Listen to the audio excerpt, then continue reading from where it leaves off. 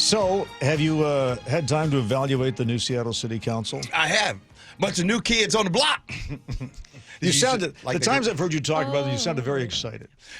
I am excited, and here's why. A lot of the new council don't necessarily have a bunch of experience in government, right? A lot of these folks are kind of new to the game, and so I think it's a new energy.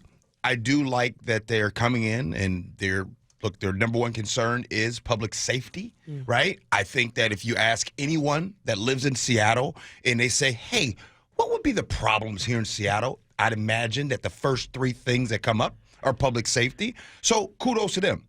Number two, the next part of the things that they're doing is they're making an effort to let it be known to SPD. They're like, yo, we got your back. You know, and I think that's important as well. What about Bob Kettle's assertion that he can fix the police department in a year? Yeah, what does that mean, fix it? First of all, I like Bob. Met Bob, rocked with Bob. Bob came in here and we interviewed him. Bob's a good dude. You know what I mean?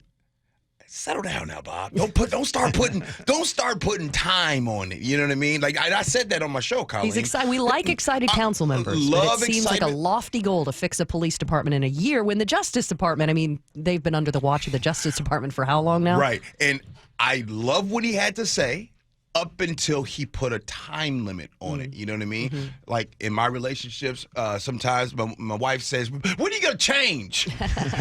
Give me time. Give me time. What did he say he was going to fix? The public image of them? The staffing issue? Like, what does he want to fix? He just basically give us time to, he was talking about, he brought in the public safety part of it too and all of those concerns and, you know, hey, SPD to those out there, hey, just give us a year and you got to slow down on the year part of things. I think he wants to break with the previous council by saying, yes, you can hold us accountable. We're going to make some actual promises. I sat down and had coffee with him. He's a former Navy guy, and I think it's a get-it-done kind of approach. And you're right, it's dangerous for a politician to set a deadline because, you know, everything is recorded. But the fact that he had the chutzpah to go out there and do it, I think is his way of saying there's a new sheriff in town. I haven't been doing this as long as you guys, but I know how this game works. Because, you know, a year from when he said that, there's going to be a headline. That's right. There's going to be an article that says, okay, here's where we are since you said wait a year. I think he knows Here that, are the though, numbers. Right? Yeah. Good for him. Right? What do you have to lose when you're new, right? And you're earnest and you haven't been tainted by politics yet? Yeah, he wants to get something done. But of everything that he said, and of everything right now, the council, that you feel the energy that's coming out of there, I personally like it. I like that they are coming out there and giving an effort and letting it be known, like, hey, we know what was the past. This is how things are going to rock going forward. And yes, public health, public safety is a number one concern. I think anybody in Seattle that lives here can be okay with that. And like you said, Dave, they're basically saying, yeah, you know what? Hold us accountable for these things going forward. Yeah. I'd love to see G on a council. Don't you think you'd keep it real on the council? Oh, absolutely. No. It's funny you say that. You probably haven't seen my Facebook, have you? No, I'm not on Facebook. See, I was just talking about yesterday. My post on my Facebook is about how keeping it too real can bite you and get in trouble.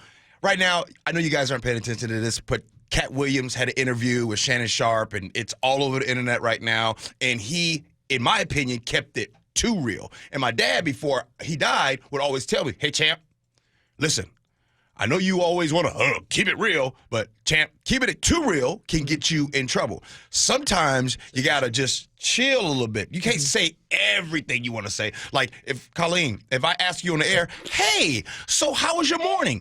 You can't keep it too real. No, I don't think I'd have a job if I kept it real all the time. This is good to know, though, because I thought that I should be keeping it real. But now the concept of keeping it too real is something I'm going to have to study. Dave, I just want you to know what I have learned from you since I have been working here. What's that?